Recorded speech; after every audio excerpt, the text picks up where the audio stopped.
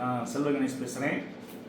நடைபெறுகின்ற மக்களவை எலெக்ஷனில் எல்லாம் பிஸியாக இருப்பீங்க. ஓகே. மாண்புமிகு தமிழக முதலமைச்சர் அவர்களே, பிஜேபி என்ன செய்தது என்று கேட்கிறீர்கள். பிஜேபி என்ன செய்ய வேண்டும்? இன்றைய நாளிதழ் தினமலர், தினமணி மற்றும் தமிழ் நாளிதழ், ஆங்கில நாளிதழ் the Indian Express, the Hindu, the Times of இந்தியாவில் மற்றும் நாளிதழில் வந்திருக்கு. இதில் 100 கேள்வி கேட்டிருக்காங்க. ஒரு கேள்விக்கு நீங்கள் பதில் சொல்லுங்கள் போதும். எடப்பாடி பழனிசாமி அவர்களே, நீங்கள் கேட்கிறீர்கள், பிஜேபியை விமர்சனம் செய்கிறீர்கள், உங்கள் சகா அமைச்சர்களும் விமர்சனம் செய்கிறார்கள். கொஞ்சம் சற்று யோசித்து பாருங்கள், சிந்தித்து பாருங்கள். 20 நவம்பர் லீலா பேலஸில் என்ன நடந்தது என்று உங்கள் அமைச்சர்களும் தயவு செய்து, அது ரொம்ப கஷ்டமாக இருக்குது. ஏன்னா பிஜேபி என்ன செஞ்சிச்சு, அண்ணாமலை என்ன அப்படி பேசுகிறாரு, இப்படி பண்ணுறாரு, அப்படி இப்படின்னு சொல்லி அது ரொம்ப ரொம்ப தர்மசகரமாக இருக்குது. என்ன நடந்துச்சு தயவு செய்து சொல்லுங்கள் நீங்கள். ஏன்னா நீங்கள் வந்து போனவர், நான் அங்கே இருந்தவன், வேணும்னா நாங்கள் வெரிஃபிகேஷன் பண்ணிக்கோங்க. அதனால் தயவு செய்து தரம் தாழ்ந்த அரசியலை பண்ண வேண்டாம். மதுரை, ஆன்மீக பூமியான மதுரை ஏர்போர்ட்டுக்கு பசுமன் முத்துராமலிங்க தேவர் பேர் வைக்கணும்னு சொல்லிட்டு நான் பிஸ்னஸ்க்காக நான் அந்தமான் போவேன். போகிறப்ப ஒவ்வொரு தடவையும் போகிறப்ப அந்த ஏர்போர்ட்டில் வாழும் வீர சவர்கார், அந்த இன்டர்நேஷ்னல் ஏர்போர்ட்டு போர்ட் ஃப்ளையர், வாழும் வீர சவர்கார் இன்டர்நேஷ்னல் ஏர்போர்ட்டு போர்ட் ஃப்ளையரில் அவர் பேர் தான் வச்சுருக்கு.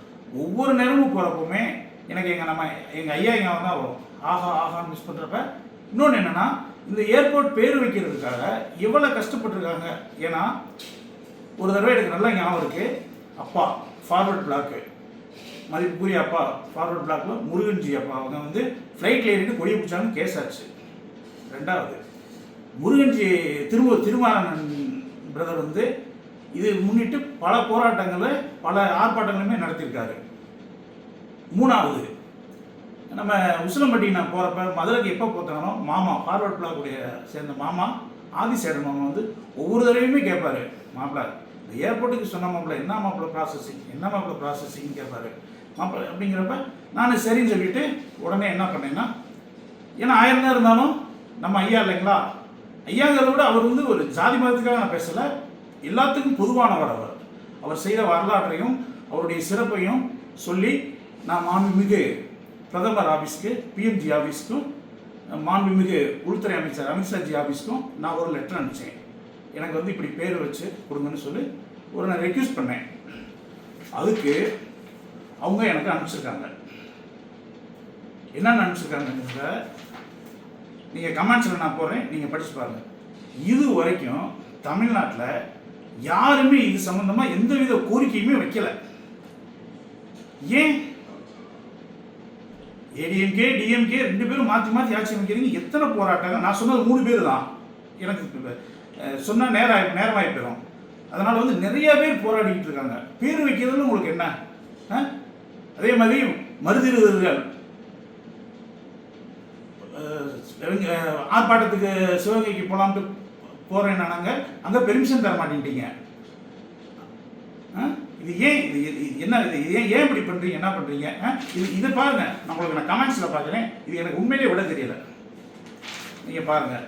அடுத்து அண்ணன் கருணாசனன் அவர்களே, இல்லை ராகுல்கிட்ட பேசிட்டு போயிடும். ராகுல் அண்ணன் அவர்களே, அன்றைக்கி கோயம்புத்தூர் எலெக்ஷனுக்கு போகிறீங்க, ஒரு ரோட்டில் உள்ள குறுக்கு சவரை தாண்டி போகிறீங்க.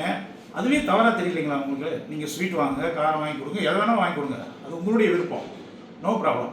ஆனால் அதை சுவரை தாண்டுங்களே, உங்களை பார்த்து வேற அடுத்தவங்க தாண்ட மாட்டாங்கங்கிற ஒரு எண்ணங்கள் கூட இல்லை. அது வெரி பேடு. 2வது, நீங்கள் இவ்வளோ தூரம் வர்றீங்களே, காவிரி குடிநீர் கர்நாடகத்தில் இருக்கக்கூடிய இது இங்கே தமிழ்நாட்டுடைய மக்களுக்கு ஒரு சொட்டு தண்ணீர் கூட தரக்கூடாதுன்னு சொல்லி துணை முதலமைச்சர், கர்நாடகாவின் துணை முதலமைச்சர் இன்னைக்கு இருக்கக்கூடிய டிகே சிவகுமார் சொல்கிறாரு. அதை கேட்குறீங்களா நீங்கள் இன்னைக்கு வரைக்கும்? ஏன் இந்த அரசியல் நாடகம், கபட நாடகம் ஆடுகிறீர்கள்? தயவு செய்து எல்லாமே மக்கள் பார்த்துக்கிட்டு இருக்காங்க. இதுவரைக்கும் நீங்கள் பார்த்த தமிழ்நாடு வேற, இது வரைக்கும் நடந்துக்கிட்டு இருக்கிறது வேற. இன்னைக்கு 19ஆம் தேதி நடக்க போகிற எலெக்ஷனை நீங்கள் பார்க்க தான் போகிறீங்க. என்ன நடக்குதுன்னு பாருங்கள். ரெண்டாவது அண்ணன் கருணாசன் அவர்களே, திண்டுக்கல்ல வந்து அன்றைக்கி வந்து பிரச்சாரம் பண்ணிட்டீங்க.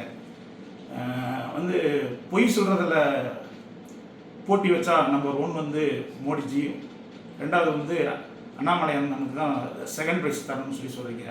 நாங்கள்கிட்ட ஒரே ஒரு கேள்வி மட்டும் கேட்குறேன். உலகமே பவர்ஃபுல் லீடர்னு ஏற்றுக்கிட்டாங்க. யாரைய? மோடிஜியை. நீங்கள் அவர் சொல்கிறீங்க. இது சற்று மனசு கஷ்டமாக இருக்குது. ரெண்டாவது அண்ணாமலை அண்ணனை பொறுத்தளவுக்கு போராடிக்கிட்டு இருக்காரு. நான் வந்து இதை வந்து இதாக சொல்லலை, நான் களத்தில் நின்று நான் பார்க்குறேன். அவர் சந்திக்கக்கூடிய பிரச்சனைகள் என்னென்ன, எவ்வளோ விஷயங்கள் என்னென்ன பண்ணிக்கிட்டு இருக்காருங்கிறத நான் பார்க்குறேன். அவர் வந்ததுக்கு பின்னாடி தமிழ்நாட்டில் மக்களிடமும் இளைஞர்களிடம் ஒரு எழுச்சி இருக்குது. இதை நீங்கள் பார்க்க தானே போகிறீங்க. எல்லா பேருமே வரக்கூடிய போலிங் எவ்வளோ ஆகுதுன்னு நீங்கள் பார்க்க தானே போகிறீங்க. ஏன் கஷ்டப்படுறீங்க? ரொம்ப நாள் இல்லை, பாருங்கள், வெயிட் அண்ட் சீ. தயவு செய்து தமிழக மக்களுக்கு நான் ஒன்று கேட்டுக்கிறேன். நான் அதாவது 19th எலெக்ஷன் கமிஷன் ஆஃப் இந்தியாவே லீவோட சொல்லிட்டாங்க. அதனால் தயவு செய்து இதுவரைக்கும் நம்ம ஏமாந்தது போதும். இப்போ நான் சொல்கிறதுக்காக நீங்கள் பேச வேணாம், யோசித்து பாருங்கள். இன்றைக்கி எல்லா பேர்த்துக்குமே மொபைல் வந்துருச்சு கையில். நம்மளை விட நம்ம பிள்ளைங்க அவ்வளோ ஒரு சூப்பராக இருக்காங்க, இன்றைக்கி நல்லா இருக்காங்க. நல்லா சாப்பிடுங்க, நல்லா இருந்துச்சுட்டு டிஸ்கஷன் பண்ணிவிட்டு தயவு செய்து போல் பண்ணுங்கள், ஓட்டு போடுங்க. போட்டுட்டு இந்த திராவிட கட்சிகள் என்ன பண்ணாங்க, பிஃபோர் என்ன, ஆஃப்டர் என்ன அப்படிங்கிறது தயவு செய்து யோசிச்சு பாருங்கள். நன்றி, வணக்கம்.